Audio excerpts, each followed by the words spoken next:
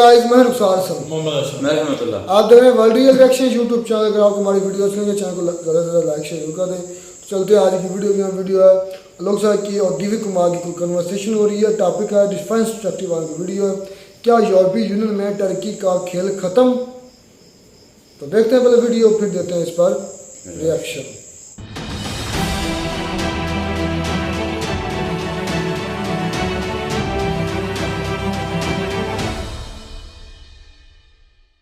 इस वीडियो में बताई गई सारी जानकारी पब्लिक प्लेटफॉर्म पर उपलब्ध है। इसमें ऐसी कोई जानकारी नहीं दी गई है जिससे हमारे सुरक्षा बलों की गोपनीयता भंग होती है। डिफेंस डिटेक्टिव सेना का सम्मान करता है और उन्हीं जानकारियों के आधार पर काम करता है जो सार्वजनिक रूप से मौजूद हैं।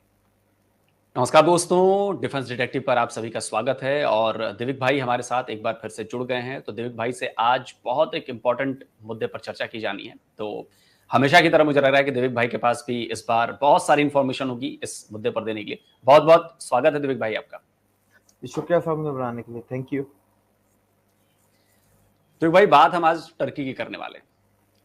जो वहां के प्रेसिडेंट हैं एर्दोगन साहब, पिछले कुछ टाइम से जो उनके बयानात आ रहे हैं बड़े बेसिकली मुझे हजम नहीं हो रहे हैं कि आखिर टर्की की तरफ से ऐसा बयानात क्यों आ रहे हैं। पहला तो आया कि जी यूनाइटेड नेशन सिक्योरिटी काउंसिल में जी हम भारत को सपोर्ट करेंगे, तो ये भी मुझे समझ में नहीं आया। दूसरा जो एक बयान जिस पर मैं आज का ये वीडियो बना रहा हूं, वो बयान आया है कि जी हम यूरोपियन यूनियन से अलग हो सकते हैं, अपने रास्ते हम अलग कर सकते हैं। तो ये बड़ा, मैं कहूं कि हैरान करने वाला बयान आया है एर्दोगन की तरफ से। तो इस पर क्या कहना है आपका? सर देखें, अगर यूरोपियन यूनियन की हम बात करें तो पहली बात तो ये इसका पहला बयान नहीं है। एर्दोगन ने पिछले जब से आया तब से पता नहीं कुछ इसका चौथा या पांचवा बयान है, क्योंकि 24 साल से तो इनकी एप्लीकेशन पेंडिंग में पड़ी हुई है यूरोपियन यूनियन के मेंबरशिप के लिए। तो वो जब ऐसा क्रिटिकल मोमेंट टर्की के ऊपर जब आता है तब ये ऐसी धमकी यूरोपियन यूनियन को देते हैं कि we will part our ways. तो ये बेसिकली अब एर्दोगन को जरूरत है ना सर। यूरोप के लिए गेटवे टू एशिया क्या है? टर्की, ठीक है। और टर्की की जो हालात है, आप ये समझें टर्की को क्या मिलेगा अगर यूरोपियन यूनियन की मेंबरशिप मिल जाती है। टूरिज्म मिल जाता है, करेंसी स्टेबलाइजेशन मिल जाती है आपको, और आपको ट्रेड मिल जाता है, फ्री ट्रेड का वो पूरा मिल जाता है।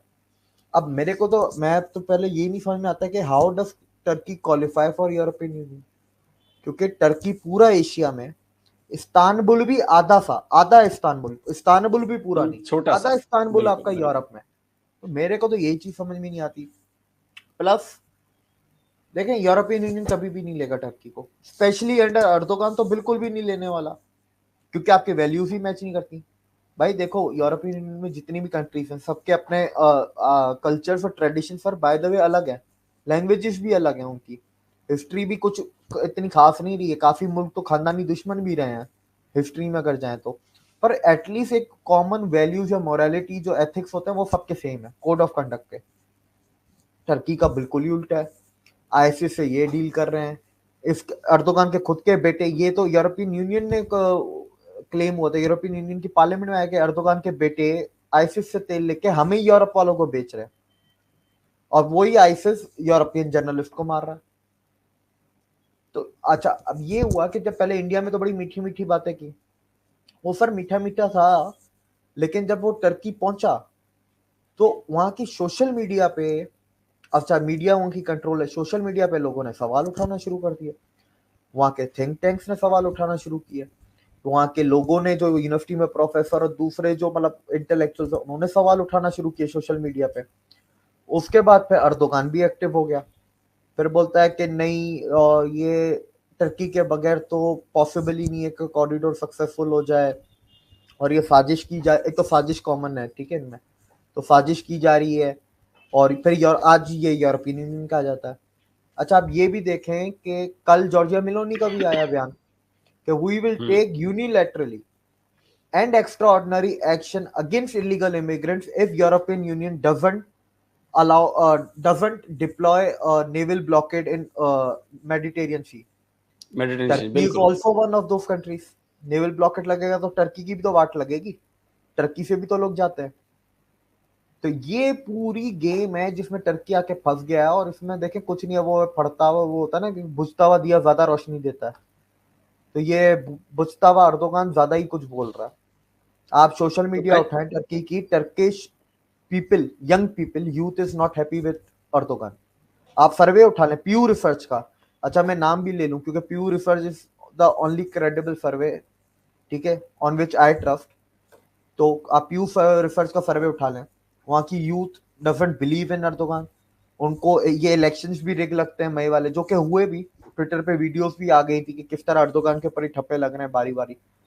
तो ये सारी चीजें हैं जो मसले। अच्छा, लाइफ लाइन चाहिए होती है ना, जैसे हमने ब्रिक्स में डिस्कस किया, चाइना को तो 2 लाइफ लाइनें चाहिए थी जो दोनों इंडिया ने काट ली। तो European union and this economic corridor is a life line. अब आपने ओबीआर का काट दिया जो टर्की में आ रहा था, दूसरा वहां से यूरोपियन यूनियन को भी धमकियां दी जाने, उधर इटली वाली भी एक्टिव हो गई। ये तो अर्दों में, अब फिर इंडिया तो है ही है चारों तरफ से। और तो देखें कहीं वो, ऐसा तो नहीं है, जी तो जी कहीं बोले। ऐसा तो नहीं है कि ईयू की तरफ से ही ये संकेत दिए जा रहे हो कि देखो टर्की से हमारा कोई फायदा है नहीं, तो इसको किस बात के लिए शामिल कराया जाए, और इसको एक काम करते हैं कि भाई इसको छोड़ ही देते हैं। नहीं सर, इसके अंदर इसमें एक मिडिल ईस्टर्न एंगल भी है, ठीक है। इस कॉरिडोर में Saudi Arab is also the major partner, landmass के हिसाब से बात करें या फाइनेंशियली बात करें, दोनों लिहाज से ये सऊदी अरब की पोजीशन जियोपॉलिटिक्स में स्ट्रांग करती है इस कॉरिडोर में उसका शामिल होना। जब जियोपॉलिटिक्स में उसकी पोजीशन स्ट्रांग करती है तो ऑटोमेटिकली सऊदी की उम्मा में पोजीशन स्ट्रांग हो जाती है, द लीडर ऑफ उम्मा का। अर्दोगान को लीडर ऑफ उम्मा बनना है, तो ये एक वो टफल भी चल रही है इनकी आपस में। अर्दोगन भाई साहब का एक ये भी आया है बयान कि we are in talks with Iraq, Qatar and UAE for a counter corridor to India Middle Eastern European corridor. Qatar और टर्की दोनों के दोनों ब्रदरहुड वाले, यूएई जाने नहीं वाला टर्की के साथ। बचा कौन? इराक। इराक का सिंपल है, इराक अगर टर्की के साथ जाएगा तो Iraq is currently the largest oil supplier to India. Russia दूसरा है, नंबर 1 पे इराक है। तो आपका इराक का बिजनेस जाएगा, और किसी को भी डॉलर जाते हुए अच्छे नहीं लगते, specially with the losing horses. हारने वाले घोड़े तो पे कोई क्या, तो दाव नहीं लगाता। और सऊदी अरब क्या भूल जाएगा कि ये जो सऊदी अरब के खिलाफ जाकर जो ये नया block Turkey, Pakistan, Malaysia, Qatar ये लोग बनाना चाह रहे हैं, क्या सऊदी भूल जाएगा क्या इस बात को? सर सऊदी कभी भी नहीं भूलेगा। आप ये देख लेना कतर को कितना सपोर्ट किया। एक होता है ना उम्मा का अलग है, मुस्लिम ब्रदरहुड का अलग है। मुस्लिम ब्रदरहुड का आज के वक्त में सबसे बड़े 2 टारगेट है, एक इंडिया है मुस्लिम ब्रदरहुड का, दूसरा सऊदी अरबिया। तो सबसे बड़े सपोर्टर भी, अच्छा कतर, वो कतर के नेवल ब्लॉकेड पे उसका सपोर्ट था, ठीक है। उसके बाद आप मुस्लिम ब्रदरहुड पे, दोनों मुल्क ही शामिल है जो सऊदी के खिलाफ है, मुस्लिम ब्रदरहुड, ठीक है। अच्छा, सऊदी अरब में भी अगर आप जाएं तो सऊदी अरब में भी वो एक अलग डायनेमिक्स है ना कि पॉलिटिक्स वगैरह ये सारे अल सऊद संभालेंगे, मोहम्मद बिन सलमान की जो फैमिली अल सऊद वाले। एक दूसरी जो फैमिली है उसका नाम मैं भूल गया, वो सारे आपके ये रिलीजियस अफेयर और ये सारे हज मक्का वगैरह वो देखेंगे, मदरसे वगैरह, ठीक है। अब वो जो दूसरी फैमिली है दे आर फीलिंग इंफीरियर क्योंकि मोहम्मद बिन सलमान मॉडर्नाइजेशन कर रहा है। तो अंदर ही अंदर अंदर खाते बहुत उनकी भी डीलिंग चल रही है। तो एमबीएफ को नहीं पता ये चीजें कि ये कतर से जो फोन आ रहे हैं और कतर में टर्की से फोन आ रहे हैं, तो ये पर बहुत ही एक कॉम्प्लेक्स गेम है जो चल रही है। उसके अलावा अगर आप नेटो का देखें, टर्की नेटो का पार्ट है ऑफिशियल, पाकिस्तान की तरह नहीं है, टर्की ऑफिशियल नेटो का पार्ट है। सऊदी अरब की अमेरिका से अगर दोबारा दोस्ती हो जाती है, जो कि हुई, नजर होती हुई नजर आई हमें, कम से कम 50% तो बर्फ पिघल गई ना G20 में। बिल्कुल बिल्कुल। उससे भी टर्की को तकलीफ, क्योंकि वो टर्की के लिए खराब है।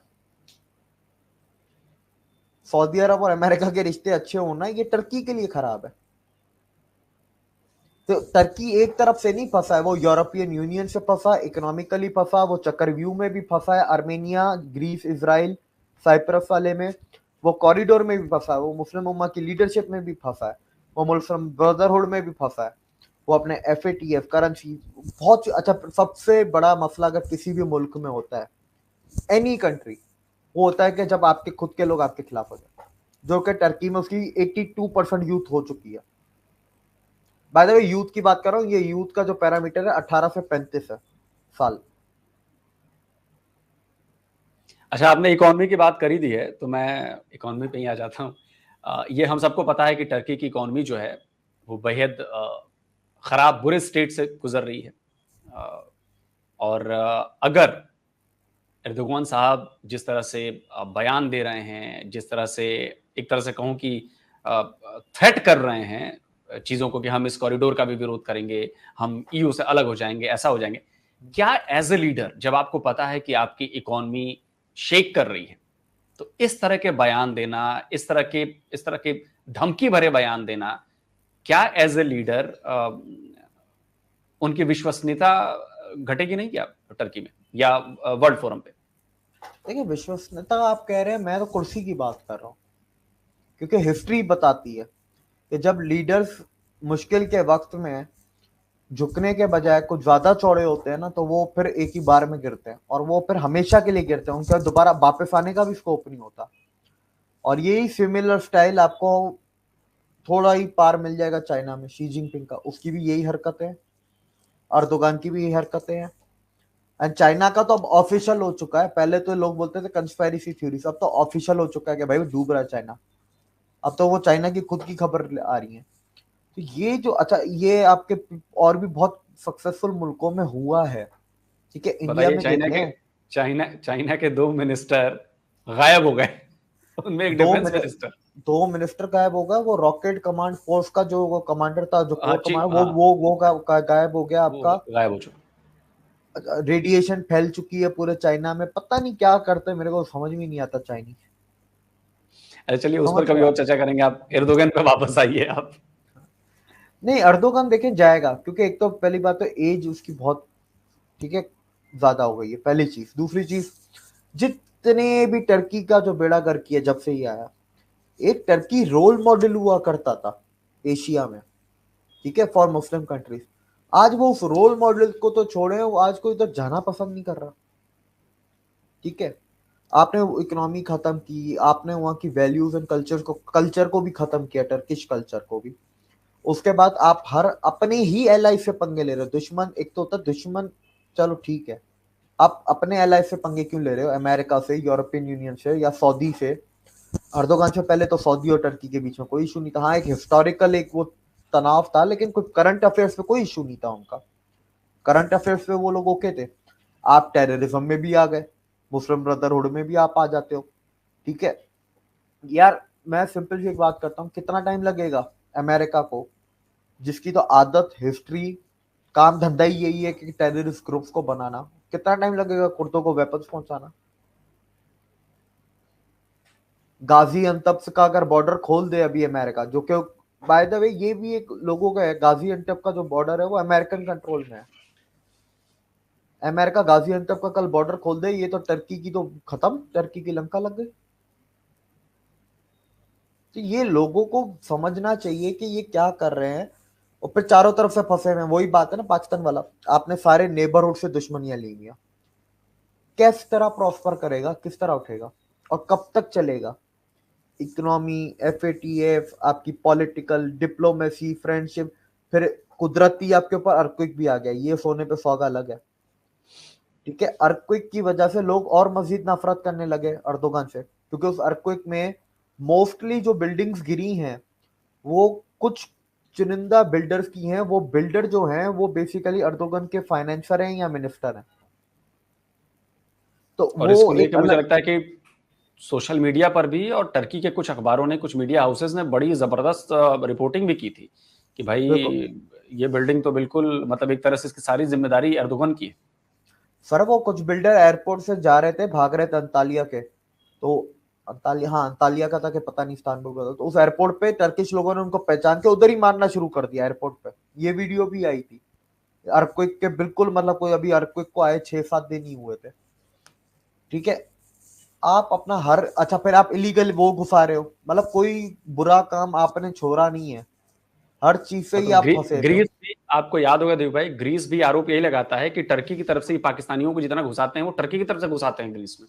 बिल्कुल बिल्कुल बिल्कुल सर, सिर्फ ग्रीस नहीं, ग्रीस में तो सबसे ज्यादा जाते हैं, लेकिन टर्की से किश्तियां इटली भी जाती हैं, अच्छा, इसमें एक और चीज है कि टर्की में भी चाइना वाली आदत आ गई। जाहिर सी बात है, ओबीआर में आओगे कुछ तो चाइना देगा विरासत में। कभी वायरस साइप्रस तो की लगेगा ना, वायरस तो वायरस लगेगा लगेगा। ना। कभी आप साइप्रस के एक्सक्लूसिव इकोनॉमिक जोन में जाके उधर एक्सप्लोरेशन, माइनिंग, फिशिंग कर रहे हो। कभी ग्रीस में जाके, यार परमिशन लेके कर लो, नहीं तो समंदर तो इतना बड़ा है, कहीं पे भी कर लो। अच्छा, नॉर्दर्न साइप्रस का अलग मसला चल रहा है। सुनने में आया कि नॉर्दर्न साइप्रस में भी कुछ चल रहा है, कुछ कर रहे हैं इंटरनेशनल पावर्स अपराइजिंग की। तो कल पता चले वो भी आजाद हो गया तो फिर तो गया टर्की, तो उससे बड़ी कुछ भी नहीं हो सकता। अच्छा, टर्की की करेंसी जो लीरा है वो डाउन है। बेरोजगारी बेरोजगारी बहुत ज्यादा बढ़ रही है। जो महंगाई है उससे भी पब्लिक त्रस्त हो रही है। इस तरह की खबरें हमारे पास आ रही हैं, लगातार आ रही बिल्कुल। हैं। इंटरनेशनल मीडिया कवर कर रही है। तो एर्दोगान करना क्या चाहते हैं? सर देखें, कुर्सी का लालच यही होता है, साम दाम दंड भेद, मुझे चाहिए कुर्सी। जनता मरती है तो मरे, ठीक है। मैं सोने के मुल्क पे नहीं, मैं रेगिस्तान पे भी, भले रेगिस्तान पे राज करने को मिले, पर मुझे राज करना है, कुर्सी चाहिए। ये कॉन्सेप्ट, ये मेंटेलिटी जो इनकी है ना, ये वही चीज है जो आपको दिख रही है, डिस्ट्रक्टिव मेंटेलिटी। तो एक ये अच्छे ऑटोमन भले एम्पायर को चलते हुए दोबारा, आप ये ये देखें ना ऑटोमन, कि अगर ये लालच नहीं होती, बगैर लालच के अगर ये काम करता, तो शायद ये उम्मा का बन भी जाता लीडर, क्योंकि रोल मॉडल तो ये ऑलरेडी था। टर्की हम्म हम्म सक्सेसफुल भी था इकोनॉमी में, G20 का मेंबर है, ठीक है, तो है सक्सेसफुल भी है। दुनिया टर्की आती थी घूमने, ये ईमानदारी से काम करता तो शायद टर्की बन भी जाता। ये जो लालच ने जो है ना कि रातों रात बनूं, रातों रात बनूं, आज कौन सा ऐसी चीज है जो टर्की नहीं करता, कौन सा ऐसा गलत काम है जो टर्की नहीं करता, या कौन सा ऐसा खड्डा है जिसमें वो जाके नहीं गिरा है। तो अपनी प्राइवेट आर्मी इधर कश्मीर में भी भेजने वाला था पाकिस्तान के लिए। बिल्कुल बिल्कुल सर, ये प्राइवेट आर्मी में अभी इसने यूक्रेन भी भेजी है। नेटो का मेंबर है ना, माननी पड़ती है, क्या करें। सदात अच्छा, सदात नाम है, हाँ सदात हाँ आर्मी। सदात नाम है, हाँ सदात आर्मी नाम है। अच्छा, अगर हम इसे अब ये जो डेवलपमेंट्स हो रही हैं टर्की उसके आसपास, ईयू टर्की, तो अगर मैं इसे भारत के नजरिए से देखूं तो इसको कैसे देखा जाना चाहिए? भारत के लिए इसे अच्छा माना जाए या भारत के लिए इसे बुरा माना जाए? देखिए, टर्की और चाइना का वही इंपॉर्टेंस है। We don't have problem with Chinese और Turkish people, we have problem with their leaderships. तो ये अच्छी चीज है, क्योंकि टर्की और दबेगा, क्योंकि यूरोपियन यूनियन और मजीद दबने के मूड में है नहीं। अगर ये वॉर नहीं होती ना, तो शायद यूरोपियन यूनियन दब जाता, लेकिन इस वॉर की वजह से वो खुद गुस्सा है अमेरिका पे। पता चला अमेरिका का गुस्सा कहीं वो टर्की पे ना निकाल दें, वो एप्लीकेशन ही फाड़ दें टर्की की। तो यूरोप की भी लंका लग, यूरोप टर्की की तो लगेगी, यूरोप की लग चुकी है, पूरे कंप्लीट यूरोप की, इकोनॉमिकली भी डेमोग्राफिकली भी। इलीगल इमिग्रेंट्स का जो वहां पर इन्फ्लक्स है, दोनों तरीकों से, ठीक है। अच्छा, ब्लैक सी ग्रेन राइस है, उससे भी इनकी वाट लग चुकी है। अब वो सुनने में आ रहा है कि अब खाना कम पड़ गया। पहले तो यूके में था ना कि buy only 1 bag, buy only 2 kg, अब बाकी मुल्कों में भी लग गए हैं ये टैग, यूरोप के सुपर स्टोर्स पे राशनिंग शुरू कर दी है। ये इंडिया के लिए अच्छी चीज होगी, क्योंकि आज की जियोपॉलिटिक्स अलग है। यूरोप भी दलदल में फंसा हुआ है, तो यूरोप को अगर निकलना है तो किसी के ऊपर पैर रख के ही उस दलदल से निकलना पड़ेगा। वो टर्की के ऊपर रखने में 2 मिनट नहीं सोचेंगे। यूरोपियंस तो कभी सोचते ही नहीं है किसी को वो दबाने में, काटने में। 2 मिनट नहीं लगाएंगे, टर्की के ऊपर पैर रख के दलदल से निकल जाएंगे। और ये जो पाकिस्तान कहता है कि जी टर्की वाले तो हमारे भाई हुई हैं, तो फिर इनका क्या होगा? अच्छा, इधर इससे पहले मैं एक और चीज आपकी लास्ट वाली बात में एक और ऐड कर दूं। टर्की एक तरफ से आप यूरोपियन यूनियन नहीं है, यूरोपियन यूनियन से भी जो बड़ा चैलेंज है ना, वो है ये ट्रायलैटरल फोरम 3+1। ये हम्म एक नाइटमेयर है टर्की के लिए, क्योंकि इसके अंदर मिलिट्री कोऑपरेशन है, ठीक है। तो वहां से तो फिर मेंबरशिप कहते हैं ना, एक होप चली जाएगी, वेंटिलेटर चला जाएगा, जैसे चाइना का ब्रिक्स में गया। वहां से कोई अटैक वटैक तो नहीं होना ना, असल फंसाई ये यहाँ से 3+1 से। थ्री अब प्लस बात वन तो नहीं, पाकिस्तान की हिपोक्रेसी तो है ना, अपने मतलब के लिए इसराइल से तो डिप्लोमेटिक रिश्ते हैं, पर पाकिस्तान को क्यों मना करता है? Why doesn't it encourages Pakistan? बिल्कुल बिल्कुल। तो ऐसे लोग वही ना कि किसी के सगे नहीं होते, ऐसा कोई सगा नहीं जिसको इन्होंने ठगा नहीं। ये टर्की पे भी लागू होता है, पाकिस्तान पे भी लागू होता है, दोनों पे पाकिस्तान पे भी लागू होता है। बिल्कुल सही बात। तो कुल जमा ये है कि देखिए एर्दोगन की मुश्किलें बढ़ने वाली हैं, टर्की की मुश्किलें बढ़ने वाली हैं। अगर टर्की वाले मुश्किलों से बचना चाहते हैं तो मुझे लगता है कि एर्दोगन को उनको साइडलाइन करना होगा, उनको हटाना होगा।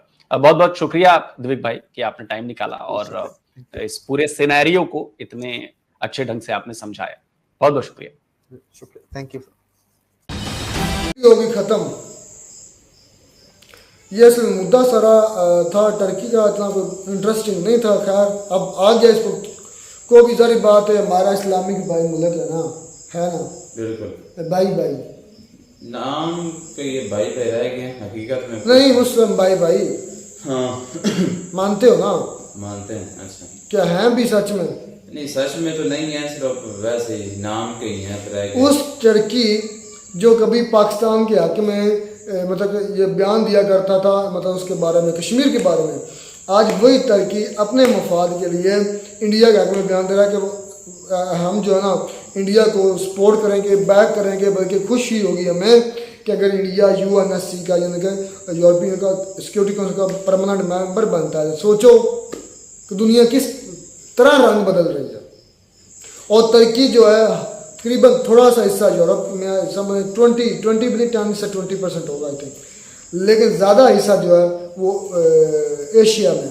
लेकिन एक बात तो माननी पड़ेगी, जो वे है ना, गेट वे समझ लें, जो दरवाज़ा है एशिया का यूरोप तरफ या यूरोप का एशिया की तरफ, वो टर्की है, और ऑप्शन नहीं है।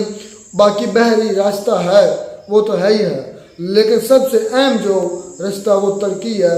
और टर्की एक अहम मुल्क है जोग्राफी लिहाज से वाकई में टर्की बहुत अहम मुल्क है। और वो ये कभी भी नहीं चाहेगा कि उसकी जो यूरोपीय यूनियन की मेंबरशिप है वो ख़त्म हो। हालांकि धमकी उसने ज़रूर लगाई है, जिस तरह वो दिविक कुमार भी कह रहे थे, लोग भी धमकी उसने लगाई है, लेकिन जब उसके साइप्रस और ग्रीस ये सारे उसके मुखालिफ कंट्रीज, और ये हैं भी क्या, यूरोपीय यूनियन के मेंबर हैं, और मेंबर कह रहा हूँ यूरोप में हैं, और गोरी चमड़ी वाले हैं। सबसे बड़ी मिसाल है कि गोरी चमड़ी वाले आपस के फिर भी कहीं ना कहीं इकट्ठे हो जाते हैं। अगर इकट्ठे नहीं होते, काली वाले भी हो जाते हैं, लेकिन हम क्योंकि हैं दोगले, नाम काले हैं, नाम वाइट है, ना वाइट है ना ब्लैक है, लेकिन इसलिए हम हमारे अंदर जो ना ये जो मादे ही नहीं कि हम इकट्ठे हो सकें। अफ्रीका में देख लें, अफ्रीकन यूनियन भी आई थिंक है, हाँ, वो भी कहीं ना कहीं किसी पॉइंट पर इकट्ठे हो जाते हैं, ब्लैक जो है, और जो है मतलब कि यूरोप वाले गोरी चमड़ी वाले, ऑस्ट्रेलिया यूके सारे, वो भी कहीं ना कहीं इकट्ठे हो जाते हैं, उनकी एक यकजाती बन जाती है। लेकिन हम हाइब्रिड होने की वजह से हमारे जो बिहेवियर हैं वो भी हाइब्रिड है। तो यार ना थोड़ी सी ना तुर्की के बारे में, जैसे खिलाफत उस्मानिया थी, या यहाँ पर होते थे सुल्तान होते थे, जो यानी कि पूरी दुनिया में जिनका राज होता था मुसलमानों पर, दूसरे मुसलमानों पर, पूरी दुनिया पर राज नहीं किया। अर्तुगरुल जो ड्रामे में देखा है, पूरी दुनिया पर राज नहीं किया। सुल्तान इनका जो बड़ा होता था ना, वो हाँ, बोलो जी जी, तो बड़े अच्छे तरीके से ड्रामा बड़ा बनाया हुआ, और किस तरह मुसलमानों का ये था, या 2023 में जो इनका मुआहदा हुआ था तो वो पूरा होना था, उसके बारे में तो कोई बातचीत ही नहीं है ना, कोई हो ही नहीं रहा।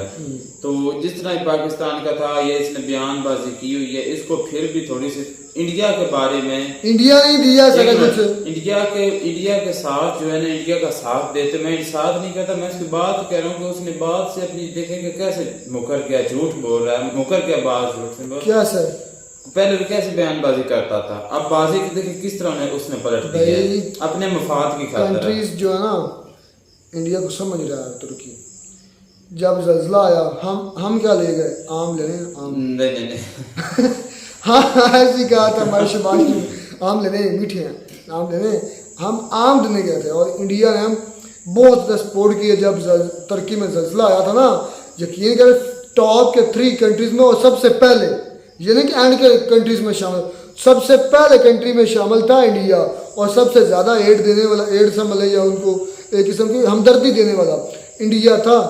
इंडिया से टीमें रवाना हुई, इंडिया से जहाज़ रवाना हुए, इंडिया से डॉक्टर्स गए जिन्होंने मतलब कि जाके उधर के लोगों को, पाकिस्तान से भी वो तो गए थे, पाकिस्तान से गए थे, लेकिन पाकिस्तान ने कोई उसकी माली मदद थोड़ी और बहुत यार की है। डिफरेंस है, पाकिस्तान था उनका इस्लामिक बरादर मुल्क जिनके लिए उन्होंने कश्मीर पर बयानबाजी की हुई है, और इंडिया अगेंस्ट, लेकिन इंडिया था उनका क्या एक समझ लें विलन के तौर पर वो समझते थे, लेकिन जो विलन था वो हीरो उनकी नज़र में बन गया, और जो हीरो था वो विलन बन गया।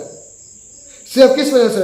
अपने किरदार की वजह से मुश्किल वक्त में। अच्छा, एक सवाल जो आलोक सर ने किया था, उसने कहा कि ये उर्दुगान है ये क्या चाहते हैं आने वाले वक्तों में। वो कह रहे हैं कि भाई जो तुर्की की मैशियत है वो भी इतनी अच्छी नहीं है, बेरोजगारी बहुत है, और जो उनका लीरा है वो भी स्टेबल नहीं है, तो ये क्या चाहते हैं।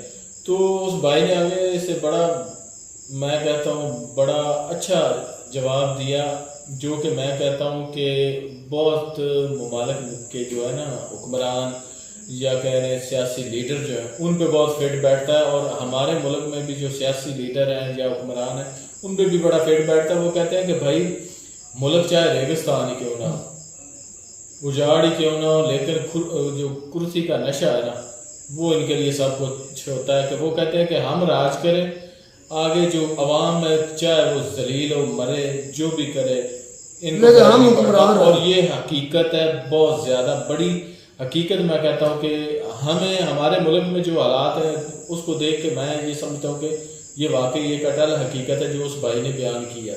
तुर्की आप इंडिया के बारे में जुबान बेअदबी कर रहा है कि अब इंडिया अच्छा मुल्क है भाई, वो इसलिए क्योंकि उस आलोक की वीडियो जो बात है ना उससे पता चलता है कि अगर तो तुर्की के हालात स्टेबल नहीं है, उसका लीरा स्टेबल नहीं है, इकोनॉमिकली भी ठीक नहीं है, बेरोजगारी भी है, तो ये उसके लिए भाई फायदे की बात है कि वो इंडिया के हक में बात करे। जैसे वो कह रहा है कि इंडिया को सपोर्ट कर रहा है कि मेंबरशिप के लिए, तो भाई हर मुल्क अपना जो है ना मफाद मद्देनजर रखता है, और तुर्की ने भी अपना मफाद देखते हुए इंडिया की सपोर्ट की है, इसी वजह से भाई वो ये बात कर रहा है। इंडिया ने साबित किया है असलम भाई और मतलब भाई इंडिया ने साबित किया है कि असल हमदर्द और असल दोस्त, असल मददगार जो है, हम ये नहीं देखते कि हम पर कीचड़ उछालने वाले के मुल्क में कोई इंसान मार रहे हैं। ये बहुत अच्छी बात, अच्छी मिसाल कायम की है, मिसाल कायम की है ना, अच्छी बात वो करनी चाहिए, चाहे दुश्मन हो हरीफ हो जो भी हो ना, उसकी उन्होंने मिसाल कायम की भाई, मिसाल कायम उन्होंने भाई जो अर्थक्वेक आया था ना तुर्की में उसकी बहुत ज्यादा वाकई में। चलो जी, बड़ी मजेदार वीडियो थी, आपको भी ये रिएक्शन बड़ा अच्छा लगा, चैनल को सब्सक्राइब कर दें। मिलते हैं नई वीडियो में, तब तक इजाजत।